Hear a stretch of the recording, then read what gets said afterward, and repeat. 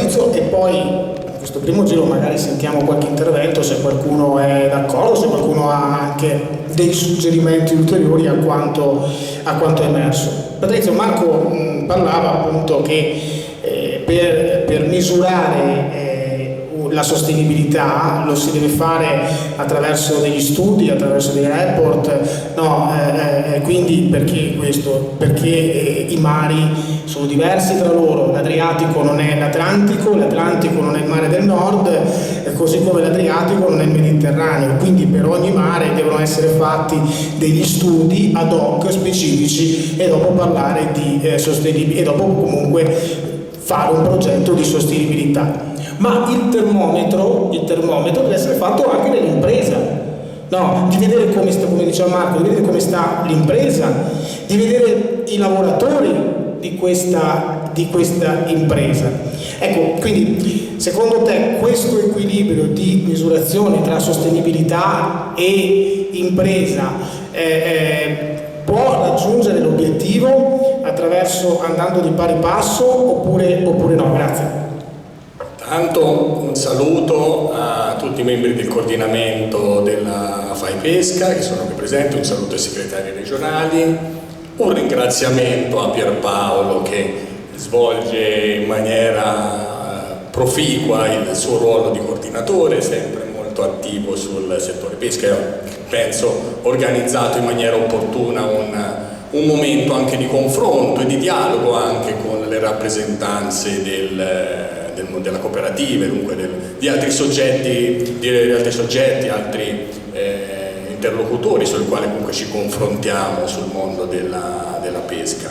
La tua domanda è il settore, allora noi come federazione crediamo e riteniamo che un settore è sostenibile quando è sostenibile nelle sue tre diverse sfaccettature, ovvero sostenibilità sociale, cioè la possibilità del settore di assicurare occupazione, di dare reddito ai lavoratori, sostenibilità economica, la possibilità di dare alle imprese giustamente la possibilità di operare, di produrre reddito, di fare economia, e sostenibilità ambientale nel senso di assicurare l'equilibrio dell'ecosistema marino e la salvaguardia della risorsa. La nostra federazione la fa convinta che queste tre dimensioni debbano essere una condizione di equilibrio, debbano andare di pari passo. La domanda è diversa. Oggi, soprattutto dal 2013, quando c'è stata la riforma della politica comune della pesca, queste tre dimensioni sono in equilibrio? La risposta è no, non siamo in equilibrio, perché anche qui, come diceva Marco, poi uno si prende la responsabilità rispetto a quello che dice. A mio avviso le dimensioni sociali, le dimensioni economiche sono state sacrificate in ossequio rispetto a quella che è la propria dimensione ambientale. Oggi l'attualità è il pensiero va anche alle dinamiche di carattere europeo. Ursula von der Leyen deve predisporre o comunque nominare la Commissione europea. Noi come italiani siamo tutti a patteggiare affinché un ruolo di primo piano venga assegnato al commissario italiano. Io mi auguro anche, lo dico sinceramente, che il commissario della pesca sia un commissario diverso rispetto al commissario che si occupa di ambiente. Nella vecchia commissione Sinkevicius aveva in mano entrambe le deleghe, sia la delega all'ambiente sia la delega alla pesca. Sempre l'opinione di chi parla, abbiamo avuto l'impressione dal 2019 a oggi che le dinamiche, le necessità, i bisogni del settore pesca siano state sacrificate in ossequio a un'ottica di tipo ambientalista, che molto spesso rasenta anche il massimalismo ambientale.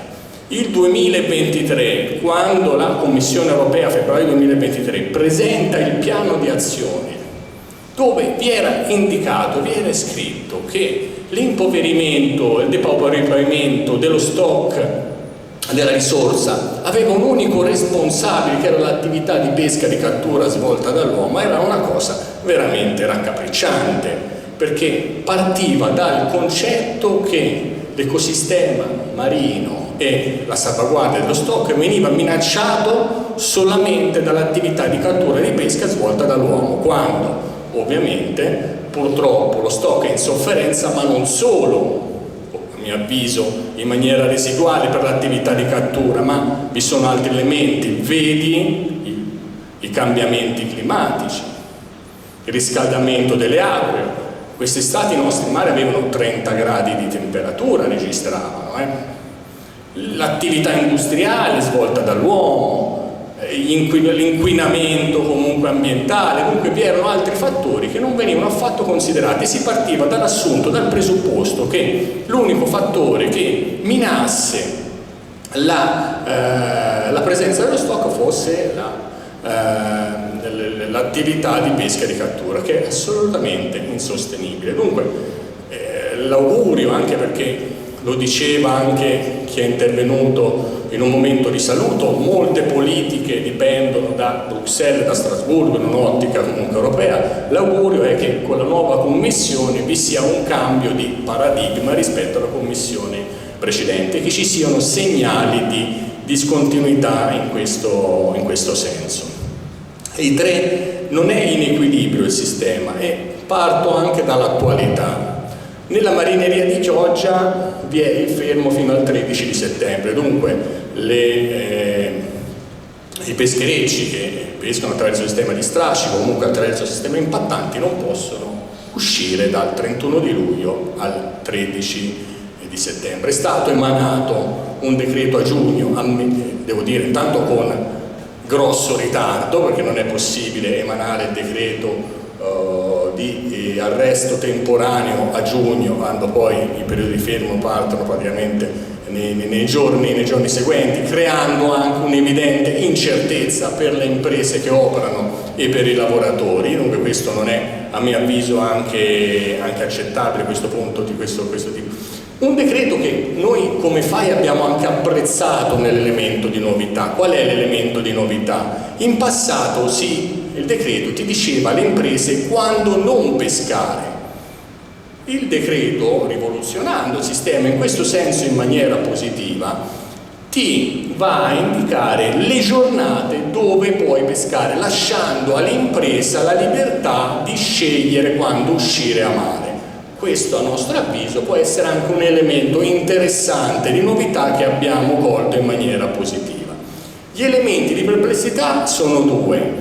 Anch'io intanto do qualche dato, qualche numero. Lo stesso decreto prevede nelle GSA 17-18, che di fatto è l'Adriatico, solamente 78.823 giornate di pesca, suddiviso nei 3 segmenti. In base ai nostri calcoli empirici che abbiamo condotto come Dipartimento Pesca, le giornate che occorrerebbero, prendendo a riferimento quanto avvenuto nei primi 4 mesi del 2024, sarebbero 87.638. Poche parole, non sono sufficienti, e probabilmente lo scenario che disegnava Marco è molto probabile, cioè arriveremo a ottobre dove avremo terminato le giornate di pesca, perché non potranno più uscire i pescherecci. Ovviamente, tra l'altro, non uscirebbero le imprese nemmeno nel mese di dicembre, che è il mese più redditizio, economicamente più profittevole per le imprese, perché ovviamente, essendo vicino al periodo natalizio, riescono a collocare il prodotto anche a un prezzo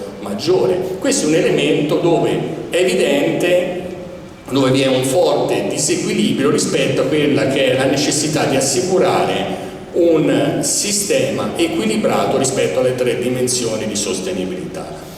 Sul discorso della sostenibilità sociale, purtroppo i dati che abbiamo sono drammatici. Nel 2005 in Italia si contavano tra piccola pesca e grande pesca circa 40.000 addetti.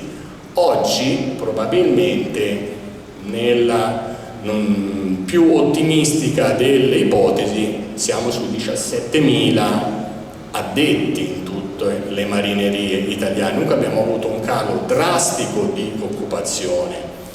E siamo anche in un momento, sempre questo attuale, dove è stato anche emanato il decreto demolizione. Il decreto demolizione, uno pensa alle macchine, rottamo la macchina Euro 2 e la cambio con una macchina ibrida oppure elettrica. No, nel nostro caso l'armatore rottama da indietro, disarma, demolisce il peschereccio, ma per 5 anni non può più esercitare attività di pesca. Dunque lo scopo di quel decreto è quello di ridurre lo sforzo di pesca, ridurre il numero di pescherecci e aggiungo ridurre il numero di occupati, perché se 300-350 sono le barche che probabilmente si fermeranno, che verranno demoliti, questo equivale a 1 migliaio di dipendenti in meno, di addetti in meno nel settore. Dunque il trend di diminuzione del numero di addetti è un trend che tende purtroppo ad aumentare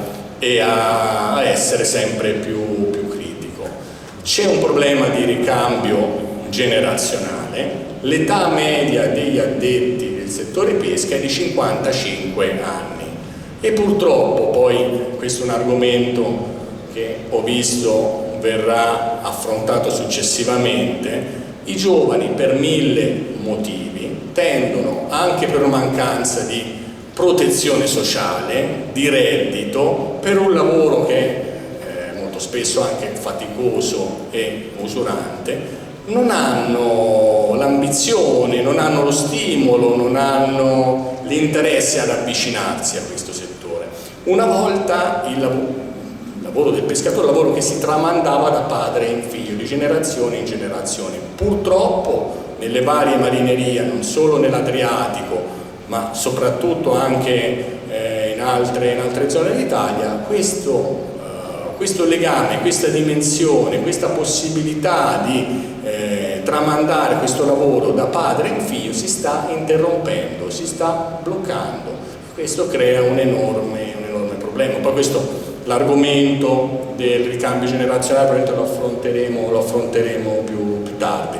Io credo che comunque il settore della pesca è un settore, intanto in Italia non vi è un unico sistema di pesca, ma i sistemi di pesca cambiano in ragione del territorio, della cultura, della storia di ogni singola marineria e di ogni singolo territorio.